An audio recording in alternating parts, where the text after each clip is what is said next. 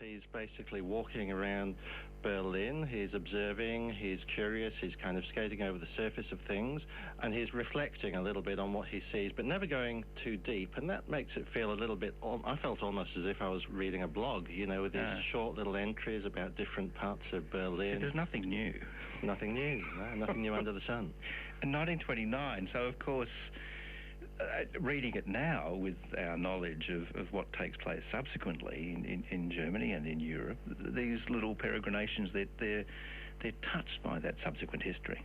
Well, there's something quite disturbing, I think, about reading it, knowing as the reader does what's going to come later, because yes, he's in Berlin in 1929. He's Jewish himself. He's walking around. He's walking through the ghettos, for example. He's going to sports stadiums and saying, "Oh yes, and by the way, the National Socialists are having a rally here. Isn't that interesting?"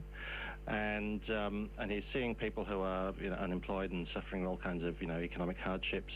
And but there's no kind of political analysis of this, and at times it's really quite unsettling.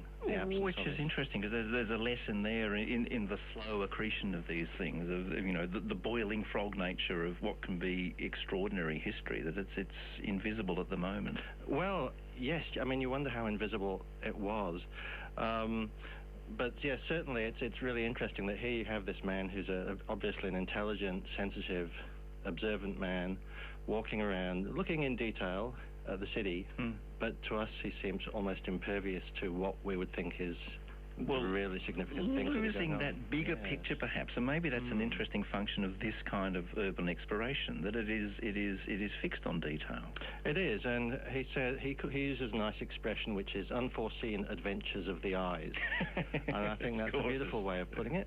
And yes, that's what flaneuring is, I suppose. It's walking down the street, and it's whatever happens to catch your eye, whether it's an advertising slogan, he sees a lot of those, or whether he walks through a shopping arcade, an old shopping arcade, and he says, "Oh, look how empty it is, look how strange it is," and then his eye falls on, look at this, a musical toilet roll holder. He said, who should think there's such a thing?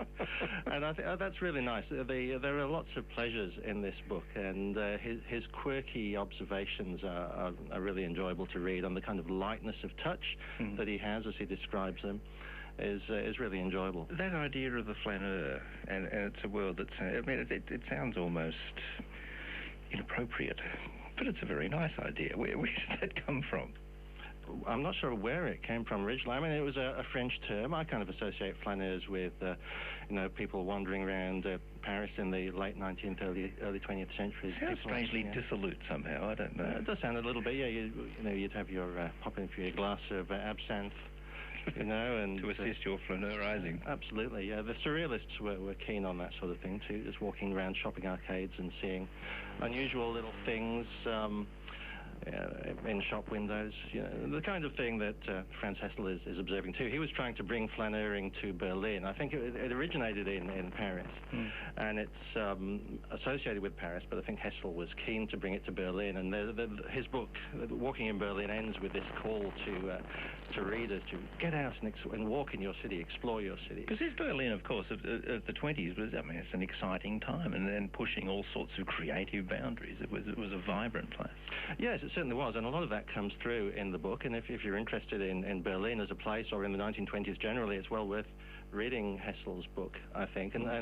But he doesn't kind of distinguish between. He doesn't kind of say, "Oh, here's some great avant-garde theatre production." He's not kind of. He's equally interested in what's going on in ordinary suburban backyards, or in some really kind of tacky. Well, he's pretty much suggests that it's tacky, kind of old-style cafe where they have all these international themes and international stereotypes, and you go to this cafe and you get served by people in national costumes and so forth. It's a really interesting perspective. Nick Gadder's no stranger to it. He is a Melbourne writer, an urban explorer, a flaneur. Nick, have you walked Berlin yourself? I have done some walking in Berlin, yes. So some of these places were familiar to me. They're not nearly as extensively as Hessel, of course. the modern city increasingly hostile to the flaneur, to the pedestrian explorer?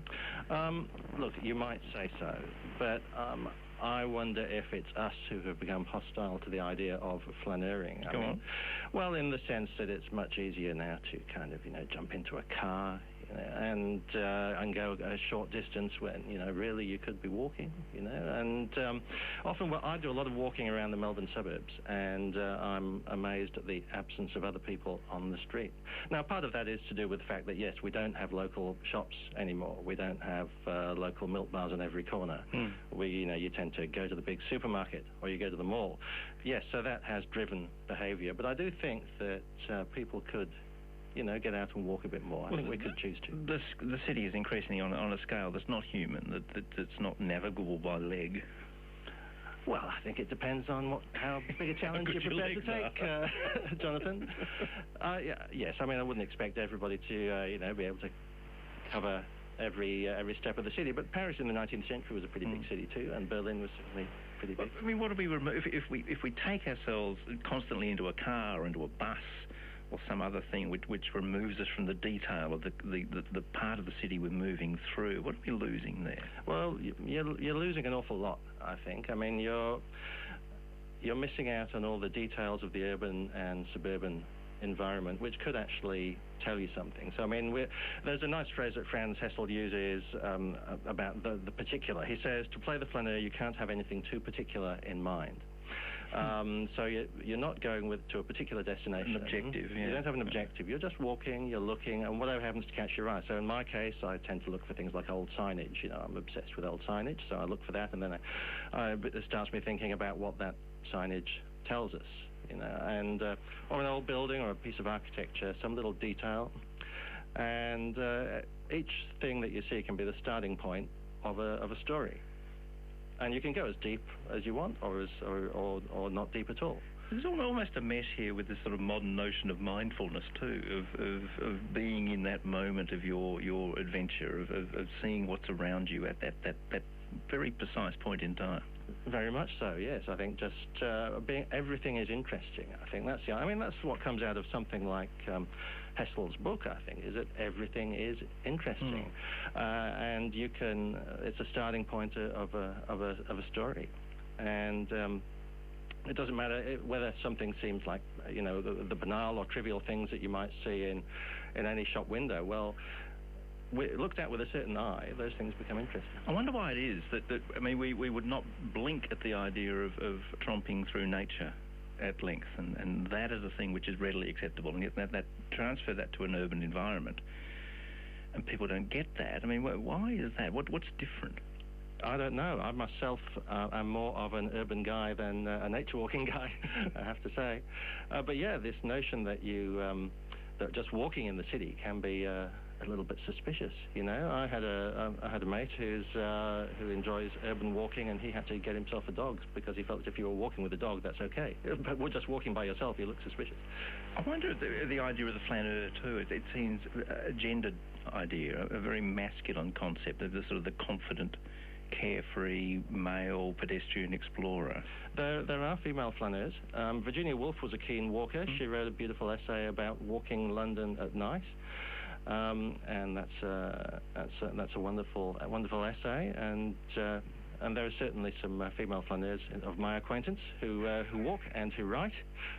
So, but I agree. Yes, there is that concept that it is this sort of a fellow smoking a Gauloise, strolling through the streets. Which I wonder if that goes that sense of physical confidence of being safe in that environment.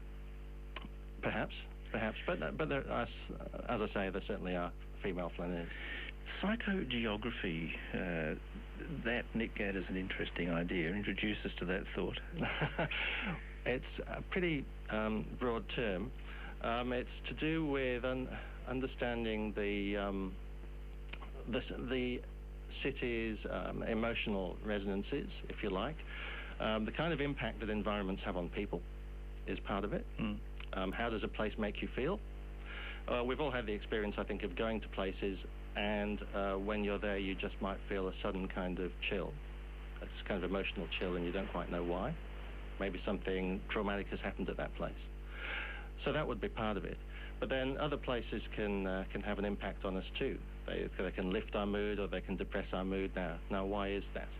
What I like to do is look at the kind of stories that are behind the place, the layers of history. So for me, psychogeography, and everybody has their own interpretation of it, but for me it's about understanding the layers of a place, all the lives that have been lived there, and the kind of stories that you can uncover.